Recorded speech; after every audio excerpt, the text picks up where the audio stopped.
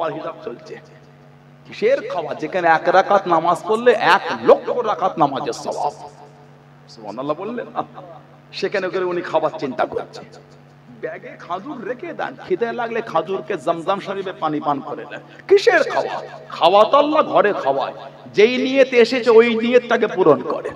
যত পারবেন কাবা শরীফ তাওয়াফ করেন, যত পারবেন কাবা শরীফে গিয়ে নামাজ পড়েন। একটা রোজা রাখবেন, 1 লক্ষ রোজা রাখার সওয়াব পাবেন। বললেন আলহামদুলিল্লাহ। আল্লাহ পাক আমাদের করে আদওয়ালা বানিয়ে দেন, বলুন আমিন। যদি বলেন আল্লাহ। নবী পাক যুলহুলাইফায় ইহরাম পরে যাবেন, খবর পেলেন কাফেররা নাকি রাস্তা আটকেছে। নবী গেলেন না, হুদাইবিয়া হয়ে ঘুরে যাচ্ছে, নবীকে হুদাইবিয়া আটকে দিল। ষষ্ঠ হিজরি কাফেরদের সাথে আমার নবীর একটা চুক্তি হয়ে গেল। যার একটা চুক্তি ছিল, মক্কা শরীফের কোন মানুষ যদি মদিনা শরীফে চলে আসে, ওই ব্যক্তিটাকে মক্কা শরীফে ফিরিয়ে দিতে হবে। তবে মদিনা শরীফের কোন মানুষ যদি মক্কা শরীফে চলে যায়, ওই ব্যক্তিটাকে আমরা ফিরিয়ে দেব না। সাহাবারা বলে, হুজুর এটা আবার কেমন চুক্তি? নবী বলছেন, এটাই মেনে নাও। কেন? আমার নবীতে নিজের ইচ্ছায় করছেন, নমা ইয়ানতুকু আনিল হাওয়া ইন হুয়া ইল্লা ওয়াহয়ুন ইউহা। আল্লাহ পাক বলেন, আমার হাবিব যেটা করে, আমি আল্লাহ যেটা ওহী করি ওটাই আমার হাবিব বলে, ওটাই করে। জোরে বলুন না সুবহানাল্লাহ। নবী পাক ওই চুক্তি মেনে নিলেন। এই চুক্তির 1 থেকে 1.5 বছরের মধ্যে চলে এসেছিলেন হযরত আবু বসির রাদিয়াল্লাহু তাআলা। মদিনা শরীফের রাস্তায় খালি রক্ত টপকেছে, চেন দিয়ে ওনাকে বেঁধে রাখতো। আল্লাহ নবীর সামনে গিয়ে দাঁড়িয়ে গেলেন। ও যুবকেরা, আল্লাহ নবীর কাছে গিয়ে দাঁড়িয়ে গেলেন। আসসালামু আলাইকুম ইয়া রাসূলুল্লাহ, হাবিবাল্লাহ। আল্লাহ নবী সালামে জবাব কানা দেন, আল্লাহ নবী উত্তর কানা দেন, ইয়া রাসূলুল্লাহ, হাবিবাল্লাহ। আল্লাহ পাকের নবী, হুজুর পিয়াদি মাফ করুন, আমি আবু বসির মক্কা শরীফ থেকে চলে এসেছি।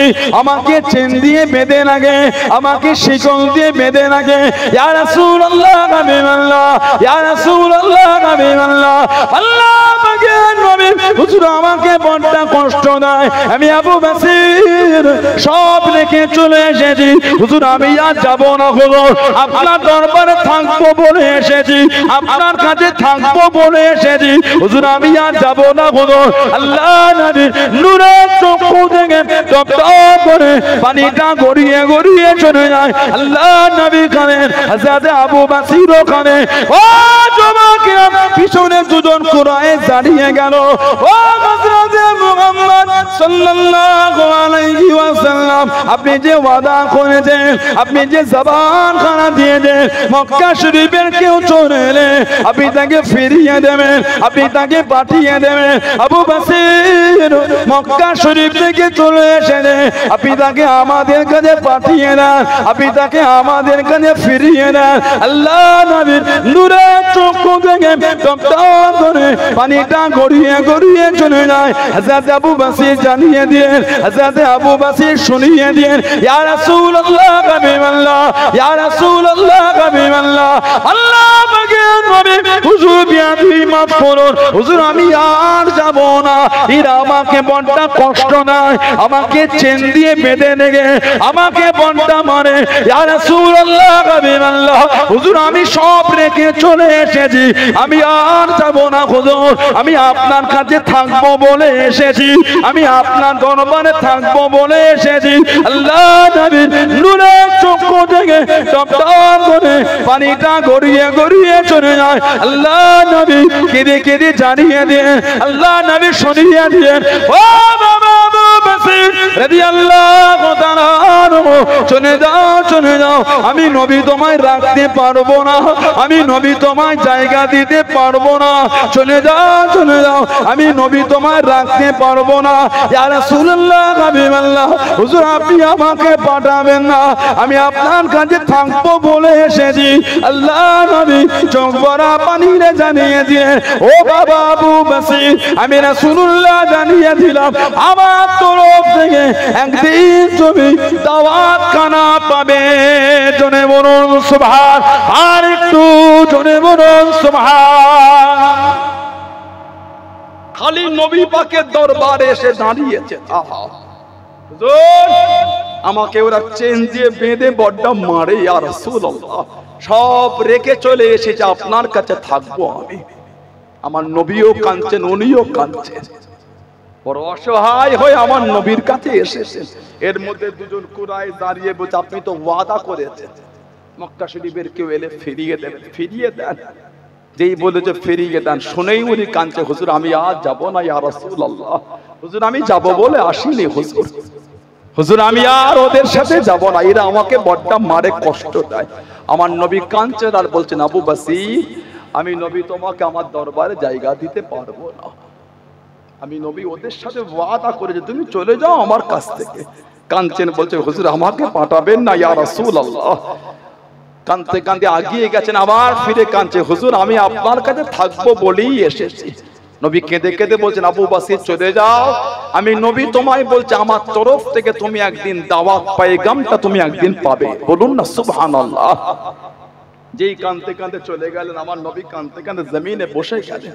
সাহাবারা বলছেন, হুজুর আমাদের সামনে থেকে আমাদের ভাইকে নিয়ে চলে গেল। নবী কাঁদছেন আর বলছেন, আমি নবী তো ওদের কাছে ওয়াদা করেছি, আমি নবী তো আমার ওয়াদা ভঙ্গ করতে পারবো না। হযরত আবু বসিরকে নিয়ে গেলেন, বেশ কিছুটা গিয়ে যুলহুলাইফার কাছে কাছে গিয়ে বসেছে, রেস্ট নিচ্ছেন।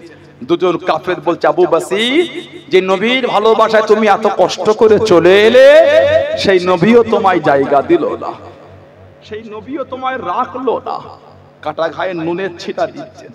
হুজুর কেঁদে কেঁদে বলছেন, এই কাফের বেঈমান জাহান্নামী, আমার নবীর ওপর যা আমার ভালোবাসা ছিল, আমার ভালোবাসাটা নবীর প্রতি আরেকটু বেড়ে গেল। জোরে বলো, জোরে বলবে না সুবহানাল্লাহ। কেন? আমার নবী আমার এত কষ্ট দেখেছে, তোরা আমাকে এত মারিস, এত কাঁদাস, এত কষ্ট দিস, নবী সব দেখেছেন শুনেছেন। নবী কিন্তু নবীর ওয়াদা ভঙ্গ করে। আমার নবীকে যা আমি ভালোবাসতাম, ভালোবাসাটা আরো বেড়ে গেল। নবী আমার কষ্ট দেখলো, নবীর ওয়াদা নবী ভঙ্গ করে। বলুন না সুবহানাল্লাহ। সাহাবাদের যে ঈমান, আল্লাহ পাক সাহাবাদের এত ঈমানকে আলা করেছেন, জানাদের ঈমানের প্রশংসা আল্লাহ পাক করে বলেছেন, আমিনু কামা আমানান নাস, আমিনু তোমরা ঈমান আনো। কেমন ঈমান? আল্লাহ কামা, যেমন, আমানান নাস, এর নাসের তাফসীর হচ্ছেন সাহাবা। আল্লাহ পাক বলতে যেমন ঈমান আমার হাবিবের সাহাবারা এনেছেন, ওই ঈমান তোমরা আনো। বলুন না সুবহানাল্লাহ। কিতাবে এসেছে আমার নবী সাহাবাদের নিয়ে সবে বদর জিহাদের জমিন থেকে ফিরে এসেছে। সব সাহাবাদের শরীরে রক্ত লাগা, কার আগুন নাই, কার হাত নাই, কার পা নাই, কার শরীরে তীর লাগা, তলোয়ারের আঘাত, সব সাহাবাদের শরীরে রক্ত মাখা।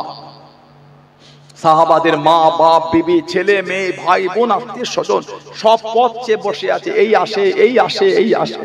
সাহাবারা সবে আমার নবীর দরবারে এসে দাঁড়িয়েছে। জিবরাইল আলাইহিস সালাম এসে আমার নবীকে সালাম দিলেন। নবী পাক সালামের জবাব দিয়ে জিবরাইল আলাইহিস সালাম বলে, ইয়া রাসূলুল্লাহ সাল্লাল্লাহু আলাইহি ওয়াসাল্লাম, হুজুর আল্লাহ হুকুম পাঠিয়েছেন আপনার সাহাবাদের করে এখনই নিয়ে আবার যুদ্ধে বার হতে হবে। আমার নবীর নূরে চোখ দিয়ে টপ টপ করে পানি ঝরছে। জিবরাইল, আমি নবী সবে মাত্র এসে দাঁড়িয়েছি, আমার সাহাবাদের শরীরে এখনো রক্ত লাগা, কেউ ঘরেও যায় রে, কার হাত নাই, কার পা নাই, কার শরীরে তীর লাগা, রক্ত ঝরে। দুদিন পরে গেলে হতো না? ইয়া রাসূলুল্লাহ, আল্লাহ হুকুম পাঠিয়েছেন। আমার নবী সাহাবাদের ডাকলেন, ও আমার সাহাবারা, আল্লাহ হুকুম দিয়েছেন এখনই যুদ্ধে বার হতে হবে। সব সাহাবাদের শরীরে রক্ত লাগা। ইয়া রাসূলুল্লাহ, হুকুম যদি আল্লাহর হয়, খুশি যদি আল্লাহ আল্লাহর রাসূল হয়ে যায়। হুজুর হুকুম যদি আল্লাহর হয়, খুশি যদি আল্লাহ আল্লাহর রাসূল হয়, হুজুর আমাদের এখনই এই অবস্থায় যুদ্ধে বার হতে, হুজুর আমাদের কোনো দ্বিধাবোধ নাই। বলুন না সুবহানাল্লাহ। জোরে বলা যাবে না সুবহানাল্লাহ।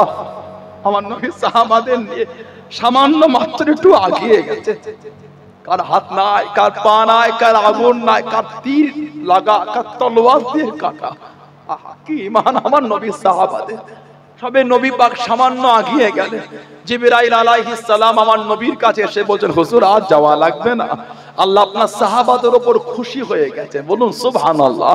জোরে বলবেন না সুবহানাল্লাহ। আল্লাহ পাক বলেছে, রাদিয়াল্লাহু আনহুম ওয়া রাদু আন, তাদের উপর আমি আল্লাহ খুশি, তারাও আমি আল্লাহ আমার উপরে খুশি। সুবহানাল্লাহ বলবেন না?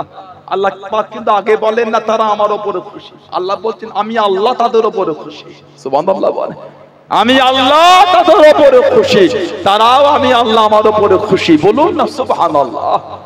সেই সাহাবাদের দিকে দেখেন, মানা কাকে বলে?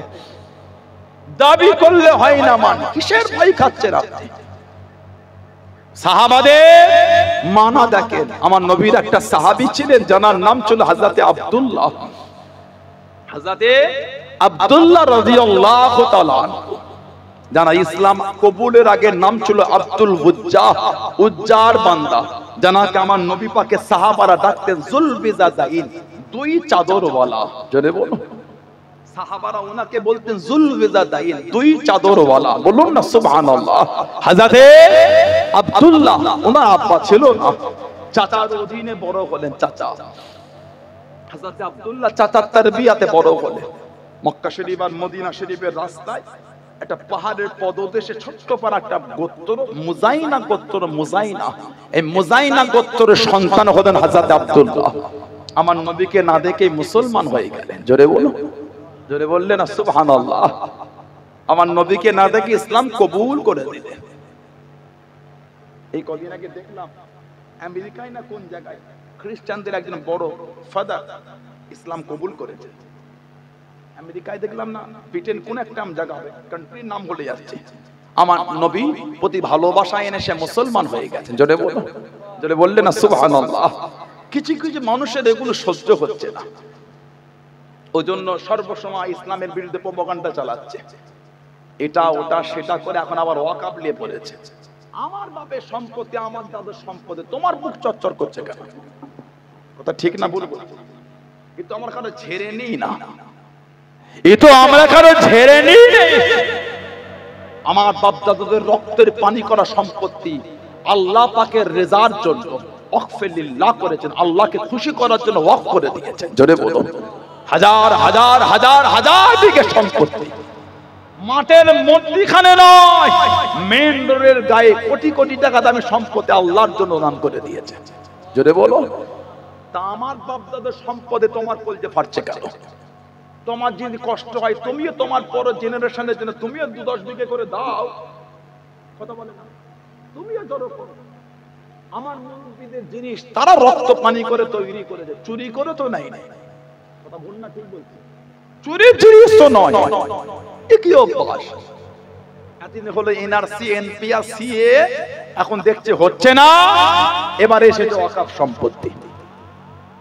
কথা বল না, ঠিক বলছি? যদি এনআরসি, এনপিআর, সিএ করতে হয়, ভারতের রাজ্য সরকার কেন্দ্রীয় সরকারের ক্ষমতা ভেঙে দিয়ে রাষ্ট্রপতি শাসন তৈরি করে 2-4 বছর যা লাগে লাগুক, গোটা ভারত জুড়ে এনআরসি হোক। কেন আমার ভোটে আপনি নেতা হয়েছেন, এমএলএ, এমপি হয়েছে, এখন আপনি ক্ষমতায় বসে বলছেন এনআরসি হবে। ভোট তো আমরা দিয়েছি, তা আমরা যদি অবৈধ হয় আমার ভোটটা, আপনি ক্ষমতায় থাকবেন কি করে? ঠিক না, বলবো? যদি এনআরসি, এনপিআর, সিএ করতেই হয়, ভারতের রাষ্ট্রপতি শাসন দিয়ে দেন, দিয়ে আগে ভালো করে হোক, তারপরে আমার ভোট হয়ে ক্ষমতা হবে। আমরা সবাই তো ভোট দিয়েছি, ভোট দেয় না? ভোট দেন না? যে যাকে পেরেছেন দিয়েছে, সবাই ভোট দিয়েই তো, হিন্দু, মুসলমান, জৈন, বৌদ্ধ, দলিত, আদিবাসী সবাই মিলে তো ভোট দিয়েছে। কি ভাবছেন আপনি খালি মুসলমানের ক্ষতি? আসামের প্রথম এনআরসিতে 15 লক্ষ খালি হিন্দু ভাই বোনদের নাম এসেছে। কথা ঠিক না ভুল বলছি? মজাক কথা আপনার কাছে আসে। কিছু লোকের জিভ থেকে খালি লাল ঝরছে, মুসলমানের বিরুদ্ধে কিছু কখন বলবো।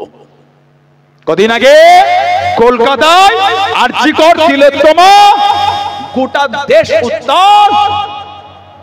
আমি এর বিরোধ নয়, অন্যায় যে করেছে শাস্তি অবশ্যই হবে, হোক শাস্তি, ফাঁসি হোক। আমার জানার ইচ্ছা, গত কয়েক মাস আগে আসামে একটা নাবালিকা প্রাইভেট থেকে ফিরছিল, ওই নাবালিকা তাকে ধর্ষণ করার অপরাধে 3 জন আসামি চিহ্নিত করে একজন মুসলমান ধরা পড়লো। ওই মুসলিম এরিয়াটাকে আগুন ধরিয়ে দেওয়া হলো। পুলিশের গাড়ি করে নিয়ে যাচ্ছিল, পুলিশ বলল পুলিশ ভ্যান থেকে পুকুরে লাফ দিয়ে আত্মহত্যা করেছে। ক্লাস 2 এর ছেলেকে বললে মানায়, সিনিয়রকে বলে মানায় না। এটা ওগুলো বাচ্চাদের গল্প, নানি দাদি এসে রাতে বুকের কাঁধে জড়িয়ে গল্প বলে না, ওই গল্প শোভা পায়, সমাজে শিক্ষিত সমাজে শোভা পায় না। যাদের মুখে ওই 5 টাকার লবণ চোষ দিয়ে চষে কাটি লজেন, ওদের করে বলবেন, ওরা শুনবে। শিক্ষিত সমাজে কোনো বললে আপনার অপরকতা ওটা প্রকাশ হচ্ছে, আপনি যে কমজোর, আপনি যে হীন মানসিকতা, তার পরিচয় হচ্ছে ওটা। মুসলমান গোটা নিউজ চ্যানেল হই হই শুরু হয়ে গেল। আজকে একটা রিপোর্ট দেখছিলাম, ওটা ডিসেম্বরের 13-14 তারিখে বিভিন্ন পেপার খবর করেছে। নভেম্বরে আপনার আসামে গুয়াহাটি, আমি হিন্দু ভাই বোনদের কাছে মিডিয়াতেও দেখেন, আমি ক্ষমা চাই, আমি কোনো ধর্মকে ছোট করতে পারি না। আমার ইসলাম আমাকে নিষেধ করেছে, সুবহানাল্লাহ বলে। আমার ইসলাম আমাকে শিখিয়েছে অন্যের ধর্ম, অন্যের দেবদেবীকে তুমি গালি দিও না, ভুলবশত সেও তোমার আল্লাহকে গালি দেবে। এটা আমার ইসলামের শিক্ষা। যদি আমার এই কথায় বিন্দু মাত্র কেউ ভাবেন অন্য সম্প্রদায়কে আমি থ্রেট দিচ্ছি, আপনি হীন মানসিকতা পরিচয় দিয়েছেন। ফুরফুরা শরীফ কোনোদিন অশান্তি চায় না, সুফিরা অশান্তি চায় না, সুফিরা শান্তি চায়। ঠিক না ভুল বলছি?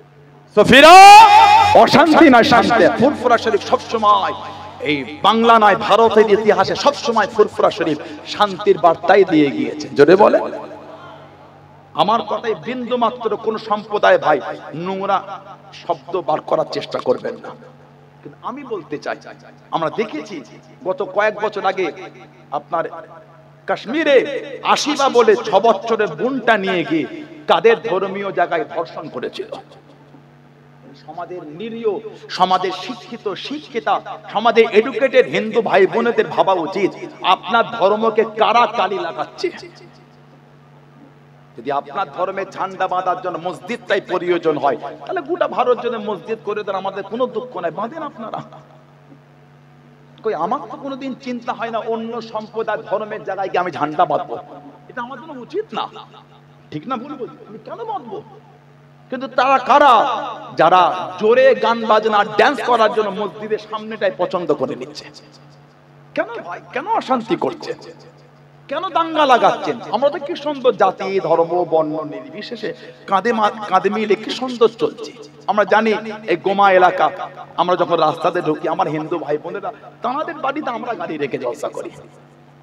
ওই যখন আপনার ওই পাশে ওই বুজুর্গ দিকা বাবুনিয়া, ওই তো সাইন ভাই আছে, যখন যাই আমাদের ওই যখন মেন রোড থেকে ঢুকি হিন্দু ভাই বোনেদের বাড়ি সব, তারা এই হুজুর আছে ফুরবার পীর বাবা ভালো আছে হুজুর, হিন্দু ভাই বোন গুলো সম্মান জানাচ্ছে। কেন? ভালোবাসা, মেলবন্ধন। এটাই তো আমাদের বাংলা, এটাই তো আমাদের ভারতের কৃষ্টি কালচার। ঠিক বলছি না ভুল বলছি? কিন্তু মধ্যখান থেকে তারা কারা যারা দাঙ্গা লাগাচ্ছে? মধ্যখান থেকে ওই পিং মিডিয়া, দালাল মিডিয়া কই? এই গুয়াহাটির এই নিউজটা দেখছিলাম গত নভেম্বরে, 17 নভেম্বর গুয়াহাটি দুর্গা মন্দিরের ভেতরে 8 জন কুলাঙ্গার একটা মহিলাকে রেপ করেছে। 8 জন কুলাঙ্গার একটা মহিলাকে রেপ করেছে গত 17 নভেম্বর, 13-14 ডিসেম্বর বিভিন্ন নিউজ এটাকে কভার করেছে। এই 8 থেকে 9 জন, কই বড় বড় মিডিয়াগুলো তো খবর কভার করছে না ধর্ম তুলে। মুসলমান যখন অন্যায় করে কেন ধর্ম তুলে আমাদের করে অ্যাটাক করা হয়? কথা ঠিক না বলবো? যে অন্যায় করে শাস্তি দাও, ধর্ম দেখে নয়, অন্যায় দেখে শাস্তি দাও। মুসলমান 1 কেজি বিফ মিট নিয়ে গেলে আপনি হিংসার চোখে দেখলেন? পৃথিবীর মানচিত্রে ভারত বিফ মিট এক্সপোর্টের দিক দিয়ে 2 নম্বরের স্থান দখল করে আছে। এডুকেটেড শিক্ষিত ভাইরা বসে আছেন, এক্ষুনি গুগলে গিয়ে সার্চ দিয়ে দেখেন ভারতের স্থান হলো পৃথিবীর মানচিত্রে বিফ মিট গরুর গোশত সাপ্লাইয়ের ক্ষেত্রে 2 নম্বর। কাজ সিগনেচারে গেল, সানাউল্লাহ সিদ্দিকের সিগনেচার, প্রধানমন্ত্রী, স্বরাষ্ট্রমন্ত্রী, বিদেশ মন্ত্রণালয়ের সিগনেচারে বিফ মিট বিদেশ এক্সপোর্ট হয়ে যাচ্ছে। ঠিক বলছি না? ফালতু কথা শোনাতে আপনাকে আমি আসিনি। বলে তাদের বিরুদ্ধে এই কুলাঙ্গার গুলো কেন আন্দোলন করছে না? মুসলমানের বিরুদ্ধে আন্দোলন করো, ক্ষমতা থাকলে দেখি আওয়াজ তোলো না, গোয়ায় বিফ মিট ব্যান্ড হবে, দেখি কত ক্ষমতা তোমাদের। তোমাদের তো সরকার গোয়ায়, ক্ষমতা থাকলে ব্যান্ড করেন, গোয়ায় করেন বিফ মিট, দেখি না আওয়াজটাই তোলেন না একটুখানি। কেন ভাই, কেন দাঙ্গা লাগাচ্ছে? কদিন আগে দেখলাম ভারতের বিদেশ মন্ত্রণালয় থেকে নিউজ ভাইরাল হলো, যে পৃথিবীর বিভিন্ন মুসলিম দেশের কাছে অঙ্গীবদ্ধ হয়ে নিউজ বিবৃতি দিয়েছে আপনাদের করে আমরা হালাল বিফ মিট সাপ্লাই দেবো।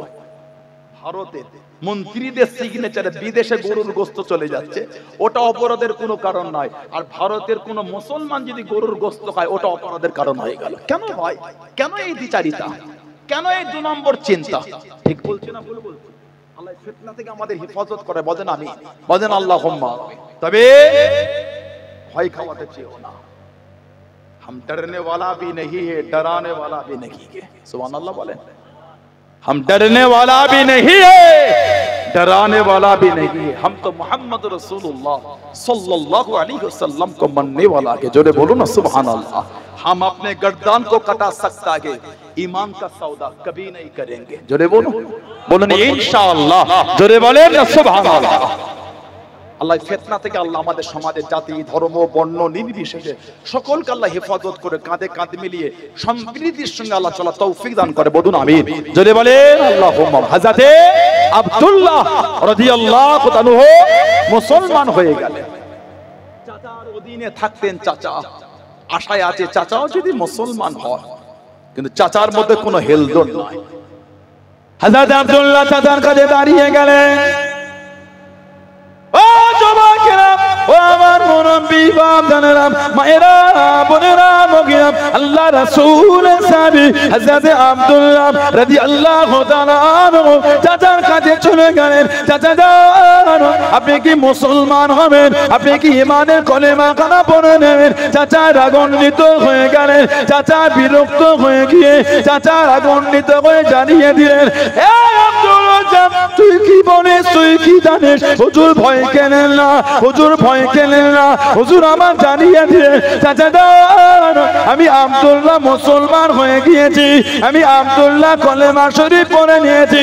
ও যুবকেরা, আল্লাহ রাসূলের সাহাবী হযরত আব্দুল্লাহ রাদিয়াল্লাহু তাআলা আনহু হুজুরের চাচা জানিয়ে দিলেন, এ আব্দুল্লাহ, তোর মাথা থেকে নিয়ে পা পর্যন্ত যা আছে সবই আমার টাকা, সবই আমার অর্থ, সবই আমার টাকা। আমার মাল আমাকে দিয়ে দে, আমার মাল আমাকে ফিরিয়ে দে, আমার মাল আমাকে দিয়ে দে। হযরত আব্দুল্লাহ রাদিয়াল্লাহু তাআলা আনহু একটা একটা করে খুলতে খুলতে উলঙ্গ হয়ে গেলেন, বস্ত্রহীন হয়ে গেলেন। সুতো বলতে কিচ্ছু নয়, গোটা শরীরটা বস্ত্রহীন হয়ে গেলেন। কাঁদতে কাঁদতে চলে মায়ের কাছে গিয়ে দাঁড়িয়ে গেলেন, ও আমার আম্মা জান, একটা কাপড় কি আমাকে দেবেন? একটা চাদর কি আমাকে দেবে? চাচা আমার ছিনিয়ে নিয়েছে, চাচা আমার সব দিয়ে নিয়েছে, আমি আব্দুল্লাহ মুসলমান হয়ে গিয়েছি। এই উলঙ্গ অবস্থায় আল্লাহ নবী সামনে যেতে পারবো না, আল্লাহ নবীর কাছে গিয়ে দাঁড়াতে পারবো না, আল্লাহ নবীর সামনে যেতে পারবো না। আম্মা জান, একটা চাদর কি আমাকে দেবে? মা একটা চাদর দিয়ে দিয়ে চাদরটা জড়িয়ে নিয়ে কাঁদতে কাঁদতে চলে দেওয়ানা হয়ে গেলেন। ও যুবকেরা, মানা কাকে বলে, মুহাব্বত কাকে বলে? আল্লাহ আল্লাহ রাসূলকে কানা মেনে দে। মদিনা শরীফের কাছে কাছে চলে গেলেন, দাঁড়িয়ে দাঁড়িয়ে কানে আল্লাহ নবীর সামনে খালি গায়ে যেতে পারবো না, খালি গায়ে গিয়ে দাঁড়াতে পারবো না। চাদরটাকে খুলে নে, দুটো টুকরা করে নে, একটা টুকরা জড়িয়ে নিয়ে একটা টুকরা গায়ে দিয়ে কাঁদতে কাঁদতে চলে গেলেন। মদিনা শরীফে রাত হয়ে গেল, নববী শরীফে কাটিয়ে নিয়ে ফজরের আযান হয়ে গেল। আল্লাহ নবী হুজরা শরীফের সামনে চলে গেলেন, আল্লাহ নবী টুকটুক করে বার হয়ে গেলেন। আল্লাহ নবীর চেহারা শরীফ কানা দেখে নিলেন। জোরে বলুন সুবহান, আর একটু জোরে বলুন সুবহান। গোটা শরীর উলঙ্গ হয়ে গেছে, বস্ত্র বলে কিছু নাই, গোটা শরীরে সুতো বলতে কিছু নাই। মা একটা চাদর আমাকে দেবে মা, নবীর কাছে তো আমি উলঙ্গ হয়ে দাঁড়াতে পারবো না। মা একটা চাদর দিয়েছে, ওটা জড়িয়ে কাঁদতে কাঁদতে ছুটছে নবীর কাছে যাবে। আহা, মদিনা শরীফের বাইরে দাঁড়িয়ে কাঁদে আর বলে, নবীর কাছে যাব খালি গায়ে, গায়ে তো কিছু নাই। ওই চাদরটাকে খুলে দুটো ভাগ করে এক ভাগ পরেছে, এক ভাগ গায়ে দিয়েছে। নববী শরীফে গিয়েছে, রাত হয়ে গেল, ফজরের আযান হুজুরায়ে মুস্তাফা সাল্লাল্লাহু আলাইহি ওয়াসাল্লামের বাইরে দাঁড়িয়ে আমার নবী পাকের চেহারা শরীফটা দেখে নিলেন। জোরে বলুন সুবহানাল্লাহ। নতুন সব সাহাবারা নামাজ পড়েন, উনিও ফজরের নামাজ পড়লেন। নবী পাক ঘুরে বসে ওয়াজ করেন। নবী পাক তাকিয়ে বলে, কে বাবা? নবী পাকের কাছে গিয়ে বলে, হুজুর আমি আব্দুল হুজ্জাহ, মুসলমান হয়ে গিয়েছি। সুবহানাল্লাহ বলবেন না? আমার নবীর নূরের হাতটা ধরে কালিমা পড়ে দিলেন। নবী পাক বলে, তোমার নাম আর আব্দুল হুজ্জা না, আব্দুল হুজ্জা মানে উজ্জার বান্দা। তোমার নাম আমি নবী করে দিলাম আব্দুল্লাহ, তুমি আজ থেকে হয়ে গেলে আল্লাহর বান্দা। বলুন না সুবহানাল্লাহ। নবী পাকের দরবারে থাকতেন। নবী পাক ওনাকে আসহাবে সুফফা, নবী পাকের সাহাবাদের একটা দল ছিল আসহাবে সুফফা, যাদের বাড়ি ঘরদর কিছুই ছিল না।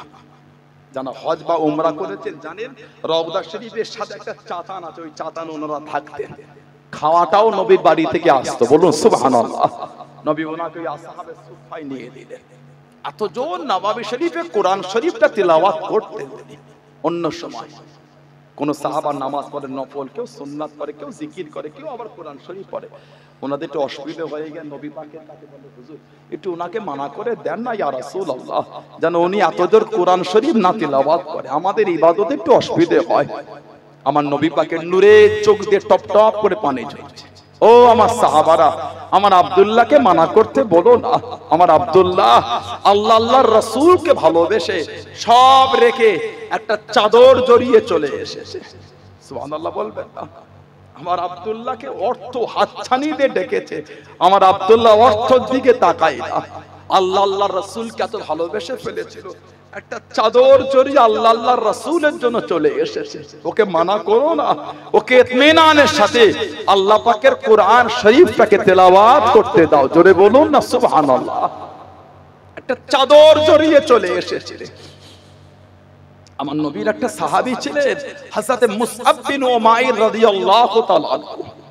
হযরত মুসআব বিন উমাইর রাদিয়াল্লাহু তাআলা আনহু নবী পাকের কম বেশি 1.5 লক্ষ সাহাবা, এই 1.5 লক্ষের মধ্যে উনি একা। আল্লাহর রাসূলের মতন সবথেকে বেশি দেখতে ছিলেন উনি। মুসআব বিন উমাইর এত ধনী ঘরের ছেলে, যে জামাটা জীবনে একবার পরেছে, দ্বিতীয়বার আর গায়ে দেয়নি। এত ধনী ঘরের ছেলে, যে রাস্তাতে হেঁটে যেতেন, কিছুক্ষণ পরে কেউ হেঁটে গেলে দাঁড়িয়ে বলতো এই রাস্তাতে মুসআব বিন উমাইর গিয়েছেন। কেন? এত দামি খুশবু মাখতেন, মক্কা শরীফে অত দামি খুশবু কারো মাখার ক্ষমতা ছিল না। হযরত মুসআব বিন উমাইর রাদিয়াল্লাহু তাআলা এক লম্হা, একটা মুহূর্তের জন্য আমার নবী পাকের চেহারাটা দেখে ফেললেন। একবার নবীকে দেখেই দিওয়ানা হয়ে গেলেন। যেটা বলবেন না সুবহানাল্লাহ। আমার নবী পাকের নূরের হাতটা ধরে ঈমানের কালিমা পড়ে মুসলমান হয়ে গেলেন। বলুন সুবহানাল্লাহ। মা রাগান্বিত হলেন, সব নিয়ে নিল। হিজরাত করে উনি মদিনা শরীফে গেলেন। আমার নবী যখন নববী শরীফে সাহাবাদের ওয়াজ করতেন, উনি আমার নবী পাকের সামনে দিয়ে চলে গেলে বা নবী পাকের কাছে বসলে, নবী ওনাকে দেখলে ঝরঝর করে কেঁদে ফেলতেন।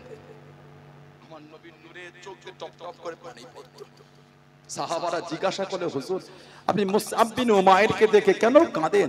আমার নবী কেঁদে কেঁদে বলতেন, এটা আমার মুসআবকে দেখো, আমি নবী ওর ওই জীবনটাও দেখেছি, যেই জামাটা একবার পরেছে দ্বিতীয়বার আর গায়ে দেয়নি। আরে আজকে একটু দেখো, আমার মুসআব আল্লাহ আল্লাহর রাসূলকে এত ভালোবেসে ফেলেছে, মাথার চুলটা উস্কো খুস্কো হয়ে আছে, জামাটা ছিঁড়া ফাটা, তালি দেওয়া, টাপ্পি দেওয়া, চাদরটা ছিঁড়া ফাটা চাদর।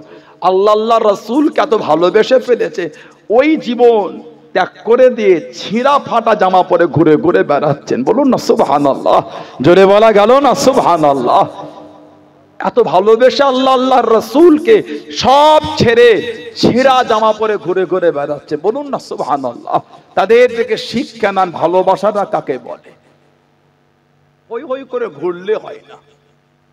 খেলার প্লেয়ারের মতন, সিনেমার হিরোর মতন জামা পরেছেন, চুল কেটেছেন, কি ভাবছেন নবীর ভালোবাসা? মতে আপনি ওই প্লেয়ারের কাতারে উঠে দাঁড়াবেন, যা ভাবছেন তা নয়। আল্লাহর রাসূল বলেছেন, মান তাশাবি কওমিন ফাহুয়া মিনহু, যে যে কওম, যে যে দল যার অনুসরণ করবে, তার হাসরটা কিয়ামতে তার সাথে হবে। খেলার প্লেয়ার বাম হাতে বালা দিল, উনিও দিয়ে দিলেন। জিজ্ঞাসা করলে বলে, প্লেয়ারের মতন দিয়েছি। খেলার প্লেয়ারের মতন জামা কিনেছেন, খুঁজে খুঁজে না পেয়ে নেটে অর্ডার দিয়ে কিনেছেন। কেন? পিলিয়ারের ভক্ত। মাথার চুলটাও হিরোর মতন কেটে ফেললো। নাউজুবিল্লাহ বলে।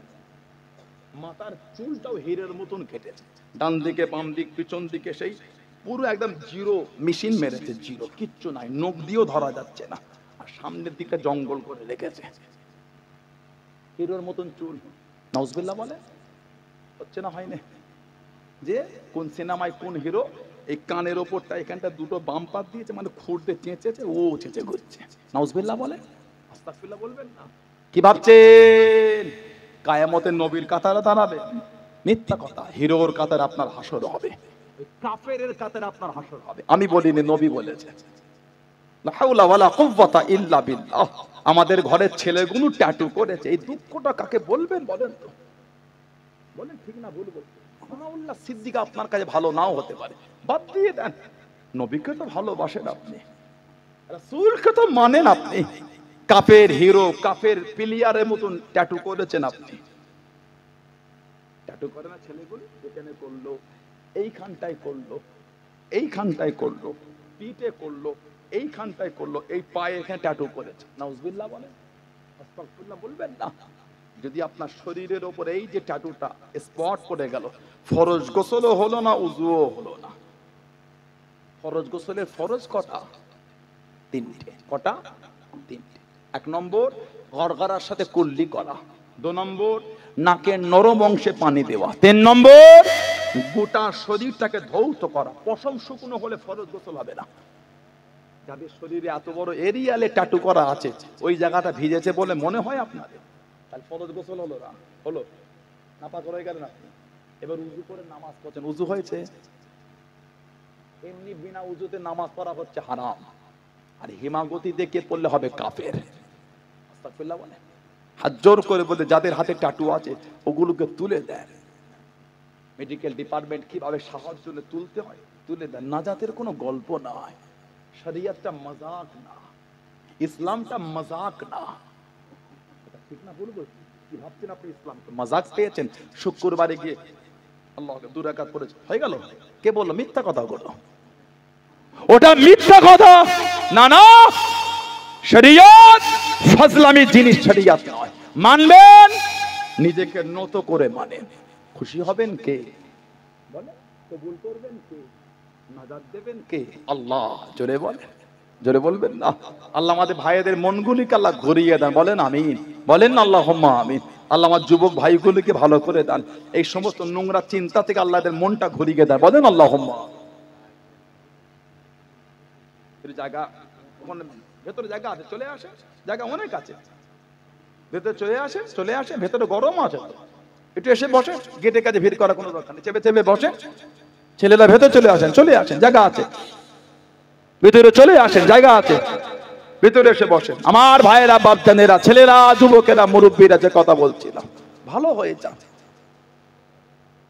কাফের প্লেয়ারের কদিন আগে দেখলাম নেটে ফেসবুকে ছবি ঘুরছে, একটা প্লেয়ার, সে আবার এক চোখে ট্যাটু করেছে। এক চোখ, এক চোখ কার সিম্বল বলেন তো? দাজ্জাল। তাহলে প্লেয়ারটা কার ভক্ত বলেন তো? দাজ্জাল। যেই প্লেয়ারটা দাজ্জালের ভক্ত, আপনি হয়ে যান সেই কাফের দাজ্জালের ভক্তর ভক্ত। ঠিক না ভুল বলছি? কিছু কিছু ছেলে ওর ভক্ত হয়, আবার এক চোখে ট্যাটুও করে ফেলেছে। নাউজুবিল্লাহ বলেন। এখানটা ট্যাটু করেছে, এক চোখের ট্যাটু। বলুন নাউজুবিল্লাহ, যদি বলেন আস্তাগফিরুল্লাহ, লা হাওলা ওয়ালা কুওয়াতা ইল্লা বিল্লাহ। দাজ্জাল কানা কাফের জাহান্নামী, 40টা দিন গোটা পৃথিবী ঘুরে ফেলবে। নাউজুবিল্লাহ বলেন। পৃথিবীর 2 জায়গায় ঢুকতে পারবে না, একটা হলো মক্কা শরীফ, আর একটা হলো মদিনা শরীফ। এটা আল্লাহ পাকের তরফ থেকে দাজ্জালের জন্য বর্ডার হয়ে যাবে। সুবহানাল্লাহ বলেন, জোরে বলবেন না সুবহানাল্লাহ। আল্লাহ আমার ভাইগুলোকে আল্লাহ এগুলো বোঝার তৌফিক দান করেন, বলেন আল্লাহুম্মা আমিন।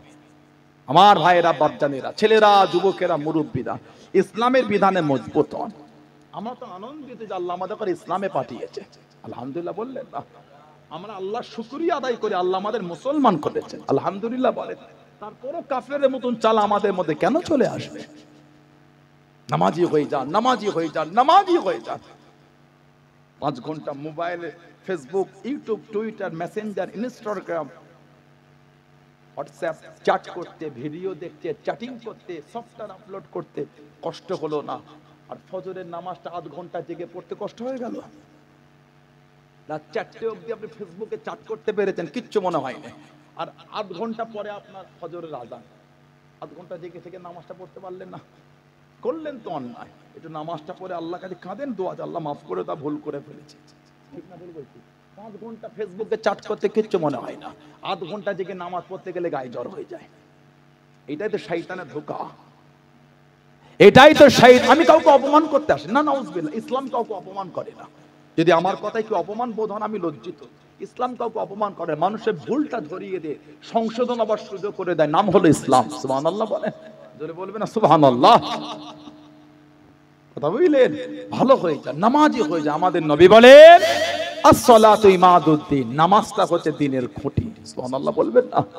আমাদের নবী বলেন আফজালুল ইবাদাত ইবাদাতুস সালাত। জোরে বলুন, যত রকম ইবাদত আছে সবথেকে উত্তম ইবাদতটা হচ্ছে নামাজ। জোরে বলবেন না? আর জোরে বলা গেল না? আল্লাহ নবী জানিয়ে দিলেন, ও যুবকেরা, মানুষ যখন ইন্তেকাল হয়ে যায় তাদের লাশটাকে জানাজা পড়ে কবরের মধ্যে দাফন করে দেওয়া হয়। আল্লাহ রাব্বুল আলামিন প্রত্যেকের কবরে দুটো ফেরেশতা পাঠিয়ে দেয়, মুনকার নাকির। এই দুটো ওনাদের নাম, মুনকার একটা গোত্র, নাকির একটা গোত্র। এই দুই গোত্রতে অসংখ্য ফেরেশতা আছে। মুনকার গোত্রের ফেরেশতাকে মুনকার বলেন, নাকির গোত্রের ফেরেশতাকে নাকির বলা হয়। প্রত্যেকের কবরে চলে আসে, 3টে করে সওয়াল হবে, মার রব্বুকা, মা দীনুকা, মান নবিয়ুকা। 3টে করে প্রশ্ন হবে। ও যুবকেরা, ও আমার মুরব্বি বাবারা, মায়েরা, বোনেরা, মগেরা, আল্লাহ নবী জানিয়ে দেন, আল্লাহ নবী শুনিয়ে দেন, আল্লাহ পাকের হুকুমে এই মুনকার নাকি ফেরেশতা বান্দা বান্দির কবরের দিকে মাথার দিক থেকে যখন যাবে, আল্লাহ পাকের হুকুমে মাথার দিকে দে কে যেন নুরানি চেহারা ধরে দাঁড়িয়ে যাবে, কে যেন নুরানি চেহারা ধরে দাঁড়িয়ে যাবে। মুনকার নাকি জিজ্ঞাসা করবে, সরে যান, সরে যান, এই বান্দা বান্দির কবরে আমাকে প্রবেশ করতে না। আমি সওয়াল করবো, জবাব নেব, মাথার দিক থেকে নুরানি চেহারা ধরে জবাব দিয়ে দেবে, আল্লাহ পাকের ফেরেশতারা, আমি আপনাকে যেতে দেবো না, আমি আপনাকে ঢুকতে দেবো না। তখন জিজ্ঞাসা কারা করবে, কে আপনি আমাকে বাধা দেন, কে আপনি আমাদের বাধা দেন? ওই মাথার দিক থেকে নুরানি চেহারা ধরে আল্লাহ পাকের হুকুমে জবাব দিয়ে দেবে, আমি অন্য কেউ নয়, আমি গোলাম। নামাজের জন্য বলুন সুবহান, আর একটু জোরে বলুন সুবহান। আল্লাহ পাকের ফেরেশতারা, আমি নামাজ আল্লাহ পাক ফরজ করেছে, এই বান্দা বান্দি আদায় করেছে।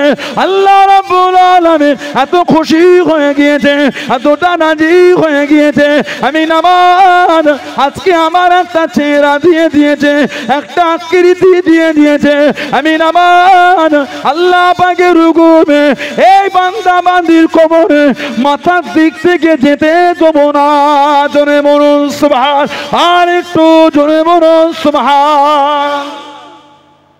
নামাজ আমাদের মাথার দিকে কবরে বাঁধা দেবে। সুবহানাল্লাহ বলে। সেই নামাজ আমাদের ঘরের ভাইগুলো পড়ে না, আমাদের বাড়ির বোনগুলো নামাজ পড়ে না। আমাদের বাড়ি কিছু কিছু মেয়ে এত বেয়াদব হয়েছে, নাউজুবিল্লাহ মিন যালিক। আগে বাজারে কাপড়ের দোকানে গেলে 3 পিস বিক্রি হতো। 3 পিস মানে একটা ওড়না, একটা পাজামা, একটা সালোয়ার।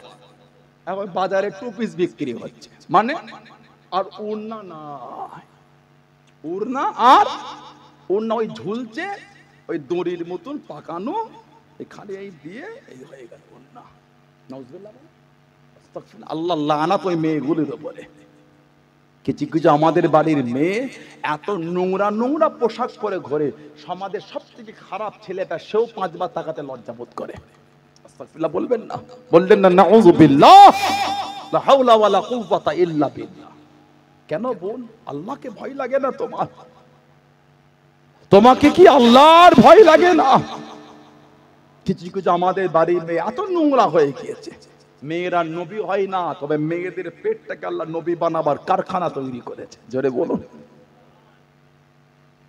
এত নোংরা আপনি হয়ে গেলেন, সমাজে পর্দা নাই, অসভ্যতামি শুরু হয়ে গেছে। আল্লাহ এই গুণগুলিকে আল্লাহ বোঝার তৌফিক দান করে, বলেন আমিন। আল্লাহ ওদের অন্তর আল্লাহ ইমানের নূর দিয়ে দেন, বলুন আল্লাহুম্মা আমিন। জোরে বলেন আল্লাহুম্মা। আল্লাহ আমাদের বাড়ি এই গুণগুলিকে আল্লাহ পর্দার সাথে চলা তৌফিক দান করে, বলেন আল্লাহুম্মা আমিন। পর্দা মানে বোরকা না, পর্দা মানে শরীরের অঙ্গগুলিকে ঢাকা, সেটা যদি হয় একটা চাদর দিয়ে, ওটাও পর্দা। বোরকা প্রচলন, কারণ বোরকা পরলে সহজে পর্দাটা সুন্দরভাবে হয়ে যায়। বর্তমান বাজারে কিছু বোরকা চলছে, ওগুলো পরা আবার হারাম। বলবেন কেন বললেন? এই বোরকাগুলি শরীরের সাথে পুরো স্কিন টাইট একদম। পর্দা করা হয়েছে হুকুম, যাতে অঙ্গগুলি বোঝা না যায়। এই যা বোরকা পরেছে ছেলেদের বেশি আকৃষ্ট করছে। আস্তাগফিরুল্লাহ বলেন। এই স্কিন টাইট বোরকাগুলি আল্লাহর শরীয়তে পরা হচ্ছে হারাম। বুঝতে পেরেছেন আপনারা? শরীরের সঙ্গে পুরো সেটে আছে, এই বোরকা হারাম আল্লাহর শরীয়তে। কথা বুঝতে পারছেন না? আল্লাহ আমাদের গুণগুলিকে বোঝার তৌফিক দান করে, বলুন আল্লাহুম্মা আমিন। আমাদের বাড়ি কিছু ছেলে আছে দেখবেন এত টাইট প্যান্ট পরেছে বসতেও পারে না, মাইনাসটাও দাঁড়িয়ে দাঁড়িয়ে করেছে।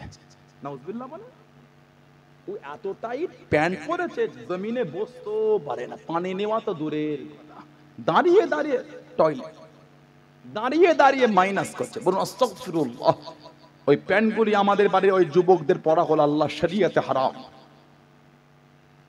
শরীয়তটা মজাক না, শরীয়ত মজাক না। আল্লাহ আমাদের সকলকে শরীয়তের বিধান সুন্দর করে মেনে চলা তৌফিক দান করে, বলুন আমিন। জোরে বলেন আল্লাহুম্মা আমিন। একটু দরুদ শরীফ আল্লাহুম্মা।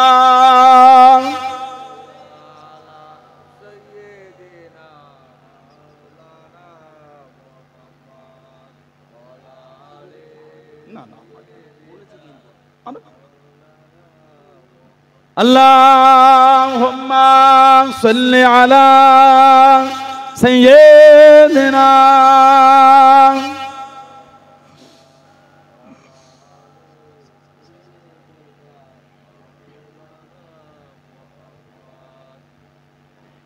হে রাসূল তোমায় ভালোবাসি, অন্তরে শুধু মুখে নয়, জান্নাতের আশায় নয় হে রাসূল।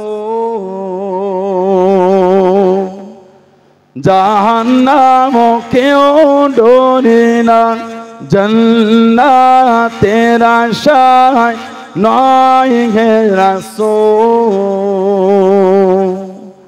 জাহান্নাম কেউ ডরে না হে রাসূল, তোমায় ভালোবাসি, অন্তরে শুধু মুখে নয়, জান্নাতের আশায় নয় হে রাসূল। জাহান্নাম কেউ ডরে না, জান্নাতের আশায় নয় হে রাসূল। জাহান্নাম কেউ ডরে না। তোমায় পাওয়ার আশায় মন ছুটে যায় মদিনায়, তোমায় পাওয়ার আশায় মন ছুটে যায় মদিনায়। হে আশিকে দিদার দাও না, আর দূরে থাকিও না। হে আশিকে দিদার দাও না, আর দূরে থাকিও না। হে রাসূল তোমায় ভালোবাসি, অন্তরে শুধু মুখে নয়, জান্নাতের আশায় নয় হে রাসূল। জাহান্নাম কেউ ডরে না, জান্নাতের আশায় নয় হে রাসূল। জাহান্নাম কেউ ডরে না। তোমার এই নাম শুনিলাম, এই চোখে দেখলাম না। তোমার এই নাম শুনিলাম, এই চোখে দেখলাম না। এই সুর যদি শুনে থাকো, একবার দেখা দাও না। এই সুর যদি শুনে থাকো, একবার দেখা দাও না। হে রাসূল তোমায় ভালোবাসি, অন্তরে শুধু মুখে নয়, জান্নাতের আশায় নয় হে রাসূল। জাহান্নাম কেউ ডরে না, জান্নাতের আশায় নয় হে রাসূল। জাহান্নাম কেউ ডরে না। আল্লাহুম্মা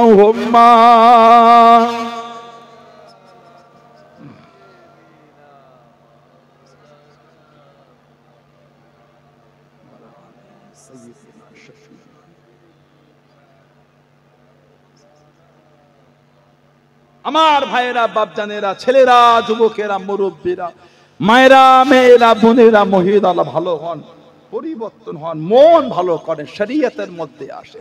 মরণ আমার আপনার হবেই হবে, কবরে আপনাকে আমাকে যেতে হবেই হবে, পালাবার কোনো রাস্তা না। সারা জীবন লোকের লাশ কাফন জড়িয়ে আমরা কবরে রেখেছি, একদিন আমাদের লাশ লোকে কাফন জড়িয়ে কবরে নামাবে। আহা, সারা জীবন লোকের কবরে আমরা 3 মুঠা করে মাটি দেই, কি বলেন? একদিন আমাদের কবরে লোকে মাটি দেবে। কবরে মাটি দেন তো আপনারা? কি বলে দেন বলে? আমার আলোচনায় কষ্ট না, দুঃখ দিতে আসে, আমার ভাষায় বেজার হয়ে গেল, রাগ করলেন আমার ভাষাতে? না, আমি কেন আপনাকে দুঃখ দেব? কি বলে মাটি দেন কবরে? মিনহা খলাকনাকুম, এক মুঠো, ওয়াফিহা নুঈদুকুম, আরাক মুঠো, ওয়া মিনহা নুখরিজুকুম তারাতান উখরা, আরাক মুঠো। ইদানিং কিছু কিছু আমাদের বাড়ির যুবক ভাই কাদের সব ফেসবুক আর ইউটিউবে ভিডিও দেখে ওরা এখন হুজুর হয়ে গেছে। ওরা নিজেরাই এখন হুজুর, ফতোয়া দেয় এগুলো বলে আর মাটি দেওয়া যাবে না, বেদাত। আস্তাগফিরুল্লাহ বলে।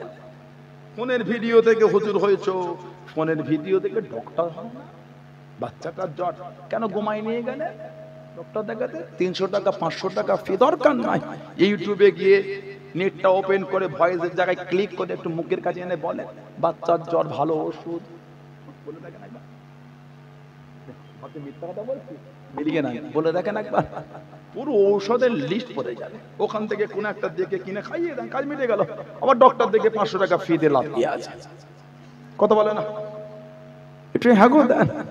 সবাই আমরা জানি গ্যাস হলে র্যান্টাক, প্যান্টাক, জিনটাক, তিনটে ঠিকই নাম বলে দেবো। প্যান্টাক নাই,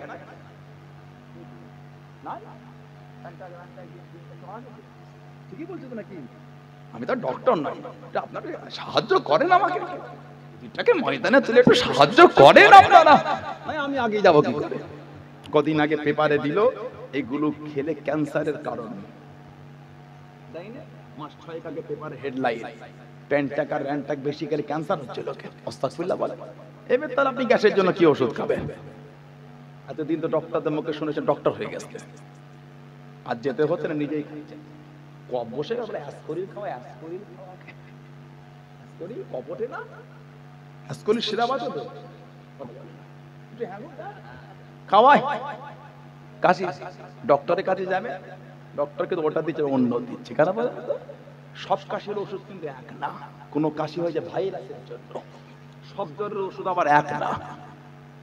ক্যালপল সবাইকে দেয় না, অন্য কিছু আছে, ঠিক না? বলবো ওটা ডক্টর তাদের সাথে তাদের